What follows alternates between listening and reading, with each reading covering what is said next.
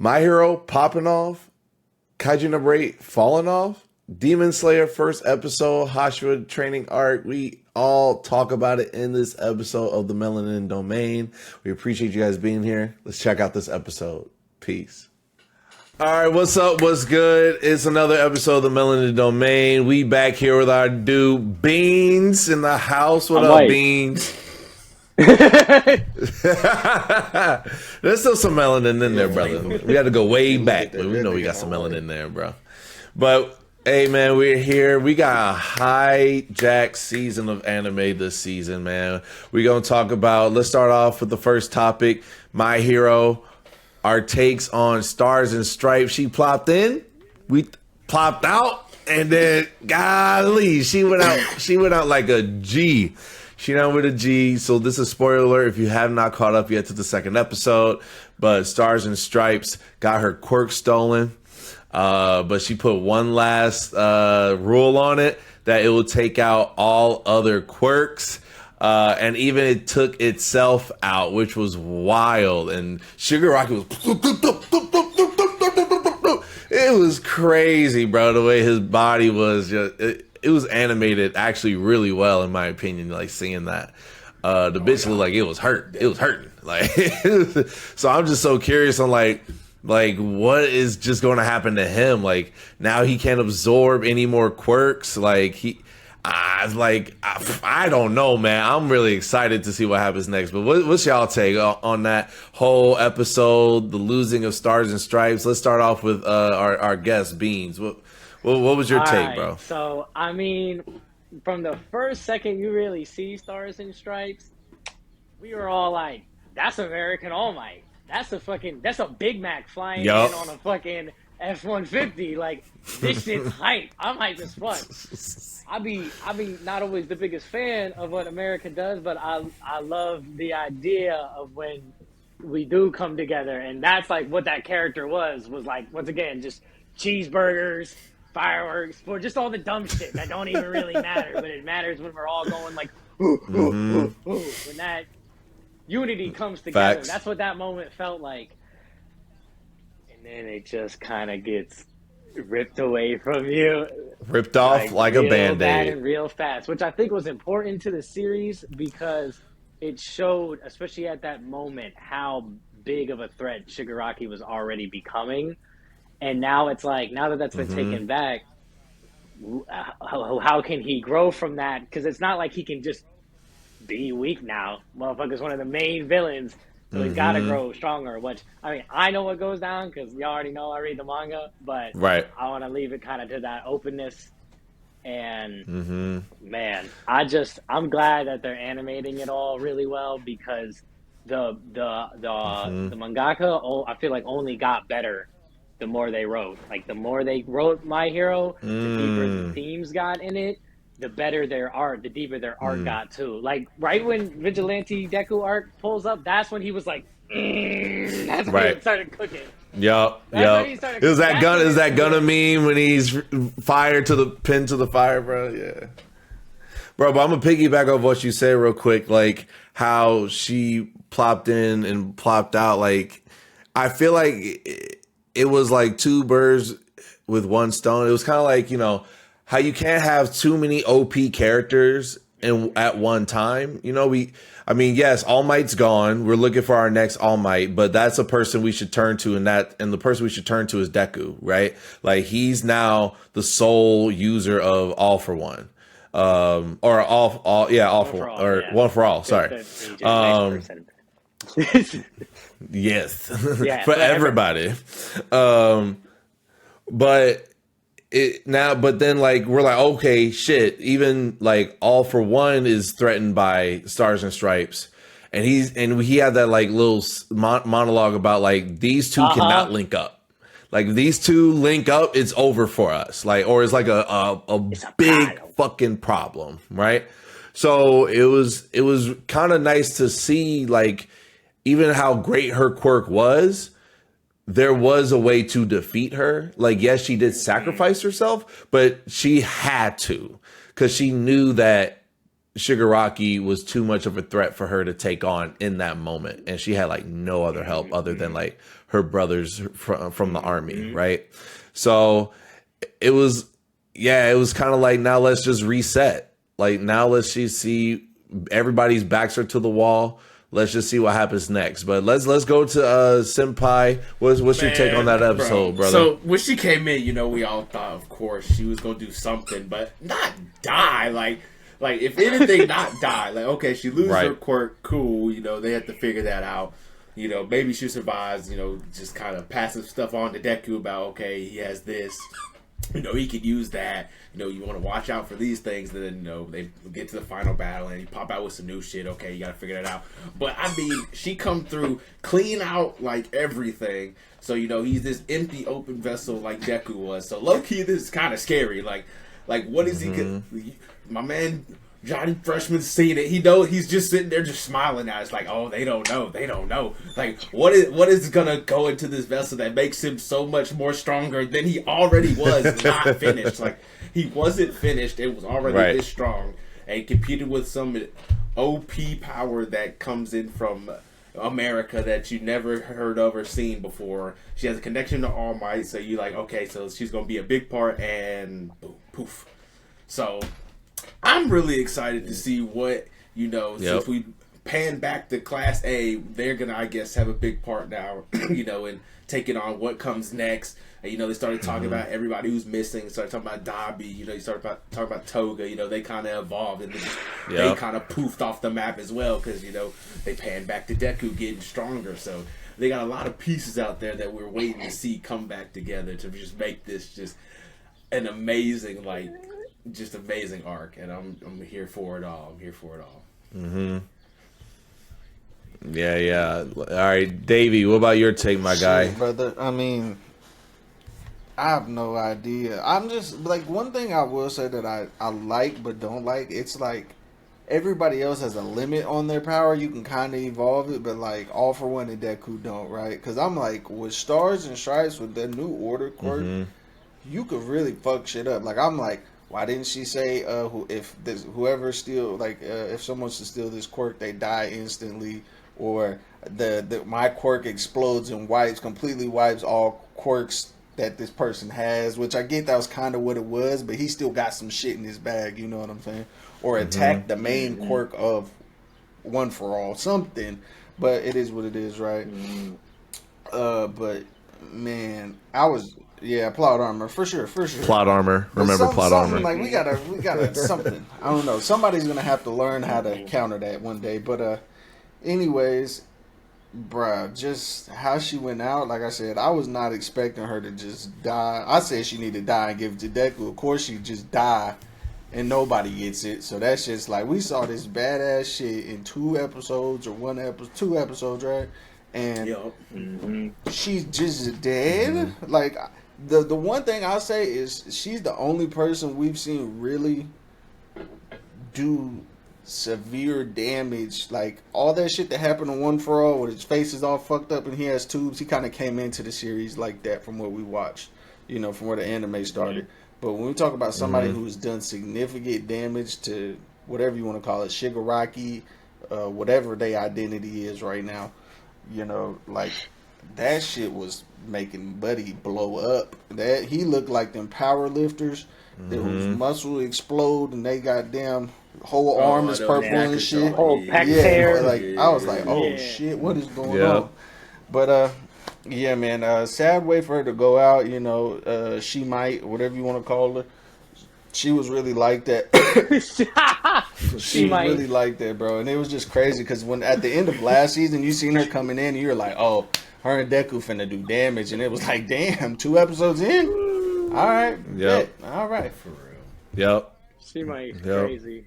But my last take on that before we move on to our next topic is, I knew, and I think I called it out, I knew that, like, Deku is going to save Shigaraki. I think I said this on the episode before last, because at that little snippet of like, we saw like the inner Shigaraki, like the kid Shigaraki, bro. He was like, like someone has to save me, and it's like going to be Deku or whatever that like little blurb was. Like we see him like all covered in the hands and stuff like that. So it's really going to be interesting. Like I guarantee you, Shigaraki is not going to die. He is or be killed by any of the heroes. Like he's going to be saved by Deku.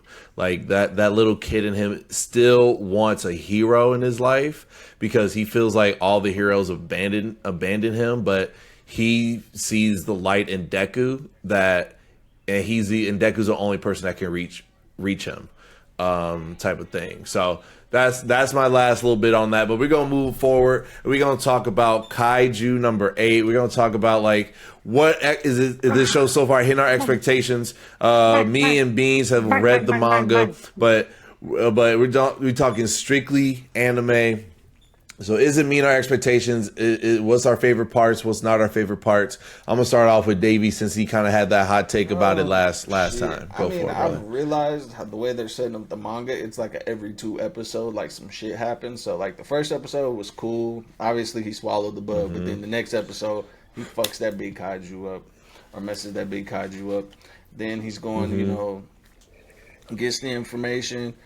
Then the next episode, you see an intelligent kaiju until we see the end of the episode. But it's just like, bro, I think it's crazy. I don't know. I don't want to say it does it better, but the transition between funny and serious moments, like whenever, like he's pissing out his nipples, and then like 10 minutes later he's One Punch Man in this kaiju, but when he shows up at the last minute, because I'm thinking homegirl's finna die, because I'm like, there's no way Buddy blows his cover right now. Like, you're like in day 1 or day 2. Right. Like, it's not this early. And you're going to show it to the most badass character there besides your homegirl who was the boss. But yeah, when he popped up and he was like, and he hit her with the damn Kakashi Sensei, Jiraiya, you did good. You did a good job, and turned around and hit the morphin and socked it. He's like, I gotta end this quick. This nigga started attaching Achilles tendons to the ground and shit, and then just, boy, I said, oh no, these niggas is cutting up. They are cutting up, but I don't know, man. But I will say, I knew that little squinty-eyed nigga had something up his sleeve when he was like, the only person's vitals we lost during that whole fight and nobody died was him. And he is ass. Like, he has a .01 kaiju powered shit with his stuff on. But yeah, bro, it's always them quiet, funny looking dudes that know something. What is it? I don't know, the little ant dude, the dude that control bugs from Naruto, all them little... Oh, Shino? Shino, all them little dudes that be like this. Shino, yep. That's all I'm going to say. Yep. All right, man, let's go over to Senpai real quick. So, what's your take? Like you said, nothing really happens in the in-between of the first third, but, that second, 4th episode, so this 5th episode, everybody's recovering, so... We already know, nothing too major might not happen for real in the aspects of action. But, of course, in the aspects of story building, though, we might get some key aspects. Our guy, she learned, we got one other person who's learned that, he's a kaiju. And so we got now somebody else added into the mix of, now we got this big secret that nobody else knows. Except for, the captain, like David was saying. You got the captain who's, like, kind of onto it. He's like, oh, somebody technically died but isn't dead. And, and this supposed record-breaking kaiju pops out. And just now this kaiju that revived itself we've never seen before just dies. And you're like, oh, now this one's gone. So, like, is it friendly? Is it not? You got this aspect of, like, now we got this other, like, who is this? Like, what is going on? Oh, uh-oh. But yeah, we got this other aspect of like what's going on, and so she got beamed in the chest, and then I thought everything was over. I can't lie. She got beat in the chest. We got a kaiju who speaks. and he seems to be sentient. So you got this aspect of, oh, now we got people coming in, and now it's a coordinated attack instead of this just separate. Oh, this monster pops out, kills a couple people, you know, and then JDF comes, takes care of it, you know, saves the day. But you know, I'm really excited to see what we got going on. You know, I'm not into the manga, so my expectations are high. You know, maybe not y'all's, you know, according to what y'all have read or you know, but what you've seen so far. So you know, I'm gonna pass it over to y'all, see what y'all got. If we on the same vein, or you know, if y'all got, you know, like it's okay, but you know, it could be better. You know. Yeah, for sure. I mean, for me, it's I'm watching with my girl right now, and she really enjoys it, and she's kind of picky with the anime that she watches. And she actually brought out a great point that I missed. It's like the first anime where the male characters look up to a female character, and it's not in like some harem type way. It's not in some like, oh, I have a crush on her type way. It's in a way that like Mina is badass. She's great at what she does. She saves people. She saves some of them in situations, and she's truly like a star in their eyes. And you don't see that a lot in anime. So shout out to the mangaka for that. That's really like putting a great perspective in for women in anime and women in writing in general. That, you know, she's badass, but she, you know, the biddies aren't out, you know, the no jiggle physics, you know, it's just straight up being a badass person and being a leader. And everyone wants to like be on her squad and die for her. So that's really fire. I really appreciate that about this story. And it gets into business, you know, the action is there. The story's definitely going to be there. So just strap in. Because there's gonna be a lot coming from that shape-shifting kaiju. So Beans, end us off in this segment. So bouncing basically right off of your points, Josh, because I love what you just said about Mina, right? Because that's so true. And another thing I love that this manga does differently is that these, especially Kafka, is a fucking adult. This is a grown man. This isn't fucking I'm 16 years old and I'm about to be the strongest here. He has worked his ass off. Right. He deserves this. He deserves to finally get to just facts. And like knowing that distance that's grown between him and her because of that, and for him to have that weight adds so much of a deeper essence to his character. And something else I find interesting about the show, especially with this kaiju that just pulled up and started speaking human words to these people, which is crazy because he really speaking Japanese to them too. But you know what I mean? He's speaking Japanese, but what else can he speak? You know, how far do these kaiju's intelligence go? And that kind of is reminiscent. I think the show has a lot of reminiscence to like, it's almost like a more fun, takes itself less serious aspects of it and then of like Attack on Titan, because we got Main Bull, who instead of kind of being like starting off like bratty and yelling and whatnot, we got him going ahead, and he's just old. He's not old, but he like in his 30s, and he's just fucking glad to get this fucking power. And it kind of in the same aspect where for me, it took me so long to get into Attack on Titan. I watched the first episode like 3 times, and I thought that shit was like, I thought, okay, there's a lot of crazy shit going on, but story-wise, this is boring as fuck. I don't give a fuck about these people. I just met them, to be quite honestly. But once I realized, I didn't get into Attack on Titan until like 4 years after that shit was already out. I somehow avoided knowing that Eren was a Titan. I don't know how I avoided that, but I did. But sorry, spoiler for someone who hasn't watched it. But I feel like if you haven't watched, I feel like that's the lightest. That's like the lightest spoiler ever in that show.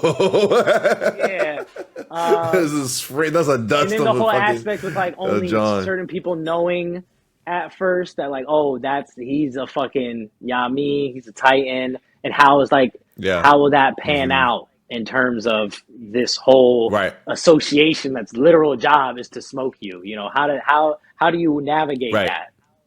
He's already fucked up. Yeah, that's a great parallel. Actually, I never even thought about that. That's a Thought great of it when parallel from this show to Attack like on Titan. said this shit about actually when everybody was talking about the more intelligent kaiju. I was like, that's kind of like when the Beast Titan first was like, "What the fuck is up?" We were all like, "Whoa, no, no, no, Right, whoa, no, no, right, no, no! uh What huh, is that? What is that about? What is that right. about?" It was like that same feeling for I Facts. sure. just want to know why all them, like every nigga that gets infected, or I don't know if this is a kaiju that is morphing himself to look like a human or That's what. what I'm saying. But why are they only like Buddy works in the same job old dude did? So are they just like you work with a lot of kaiju? So because he was in the cleanup crew. Old dude's in the cleanup crew. Like, what is going on? Like, is there something special about the cleanup crew? Are they the ones manufacturing kaijus? Like, what's going on? Oh, Well, I mean, that I don't. I'm just gonna get this out of your head. I feel you. No, Right?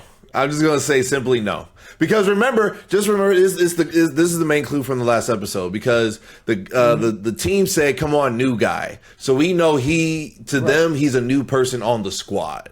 Right, but what did So that happen? that's all I'm gonna say. Before he So joined, after he joined, or the people that run that kaiju cleanup company manufacturing kaiju because it's big business. Like, what is going on?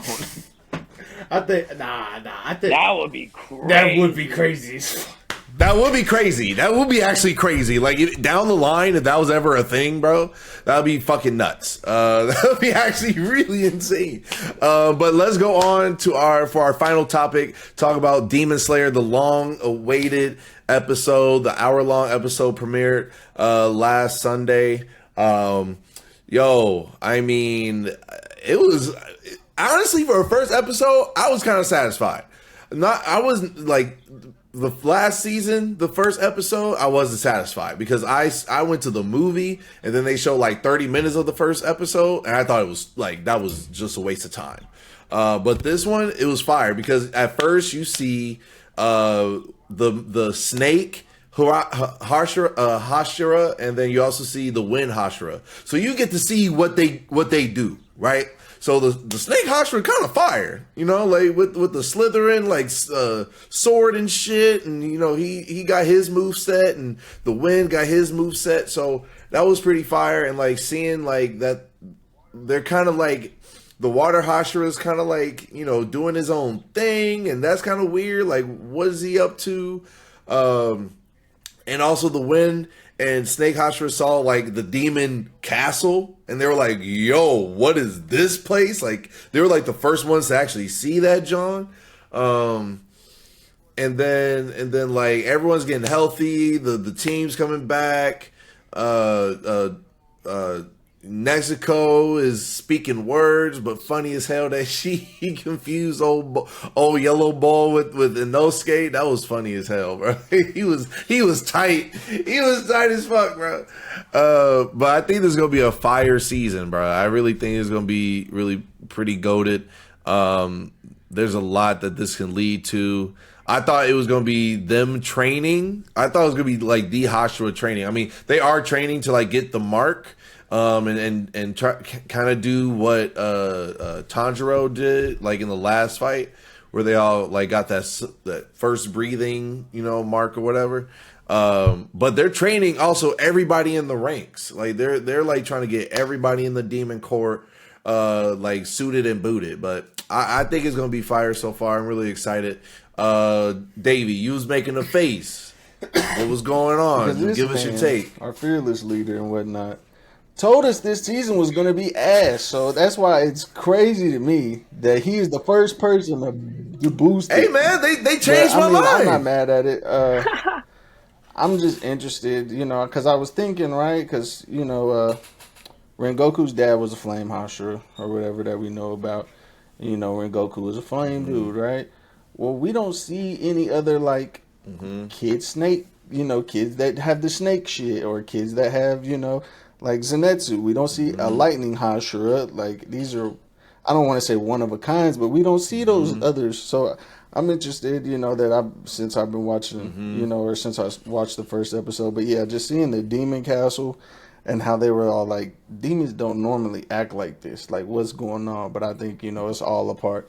Muzan been plotting since last season, so he's probably gearing up, turning everything like, hey, I'm just gonna build an army, and we finna go catch some slipping. But I don't know. To be honest with you, I fell asleep on like the last 20 minutes.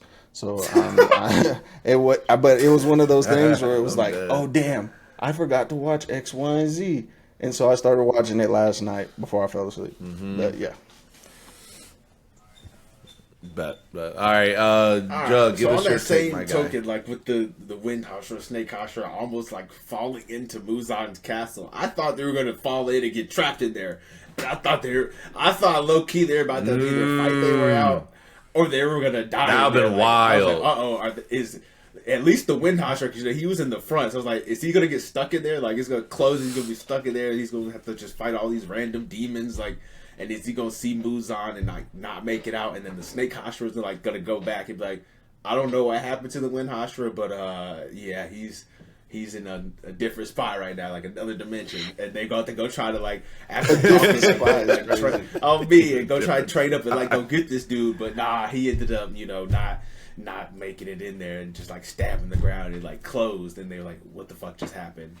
And then he was like, I don't know, stupid. Like, what you think? And he was like, yeah, I don't know. But yeah, I like the Wind Hashra. He reminds me of fucking Kenpachi off of Bleach, bro. Like, his demeanor and like all the scars and stuff. And like the dude, like, scars, blinks, yeah. Like, this dude's always on time, man. He's ready to just slash any and everything in his way. And he does not care. Like, he's going to do it. But Tomioka, the dude, what Hashra is he? Water? Like, what is he? Yeah. On water. I don't know. Like it's interesting. Like everybody like seems to like want him to like be a part of the group, and he's like kind of like Sasuke. Like, nah, fuck you guys. I'm gonna do what I want. Like, you guys do that. That's cool. But I'm gonna go off. And I'll train if I want to. If not, But we'll get a plan together. That's cool. Y'all go do that. And I'll take care of whoever comes to me. If not, But I don't know if he's going. Like, is he gonna help? Like, is he gonna help? Is he not gonna help? Like, he helped Tanjiro kind of, in the very beginning, but not really, because he was gonna kill him. But he saw like, the vague difference. Like, this demon is protecting this human. So I'm interested to see like what he has in store, because we haven't seen much of him. So I feel like he's gonna start ramping up in more sightings here. My biggest question is, what is the Stone Hashra or big dude that's always crying? Like, why is he crying, bro? What's with the tears? Like, is he always just in mourning over someone or something? Like, did some traumatic happen to this dude? Like, his whole village got wiped out by a demon. He's just crying forever, bro. But he looks super strong. Like, he seems like the leader of the group, right? Everyone respects him, bro. I feel like he could punch any of their blocks off, bro, with no sword, just pow, just what I'm saying. Like, so I want to know more about him this season. I hope we get into his story, and like what his ability is, what he's all about, that whole shebang. But Beans, end us off in this episode, bro. Full disclosure, he hasn't caught up to Demon Slayer, but give us your hot take on Demon Slayer, bro. So I got a little bit of a hot take. So I have not caught up. Obviously, I've actually only watched the first season, which I did have a blast with. I laughed, I loved, I cried, I lived, all that good stuff. I had a really good time, and then I kind of just fell off, and then I was about to get back into the next season, but I was like, I gotta watch the movie first. Now, here's where the hot take comes in. I don't think Rengoku's death mattered at all. I don't feel like it held any. I feel like it didn't hold any real weight. Yeah, we know he's a Hashirama or whatever, but we've known Bull for like 12 pictures, like 12 scenes. Like, we don't know Bull. I don't know anything about Bull. And we can learn that stuff later, and maybe that'll make it have more of an impact. But when I'm watching something, I prefer for a little more like growth to happen first for me to actually give a fuck when someone dies. So I just did it. When it happened, I was like, okay. Like, it didn't faze me at all. The sad music kicking in, them all being sad about it, it just didn't do anything for me. because I felt like I didn't have long enough to learn anything about him. And that's kind of what I started getting from the show in general. I started thinking about to everything I'd seen, and I was like, damn, they're kind of just speed running me through hype and sad, hype and sad, hype and sad. And it's like, it's almost like a drug. Now, I'll give the show, of course, has awesome fight scenes, amazing sound design, great visual effects, and great character design.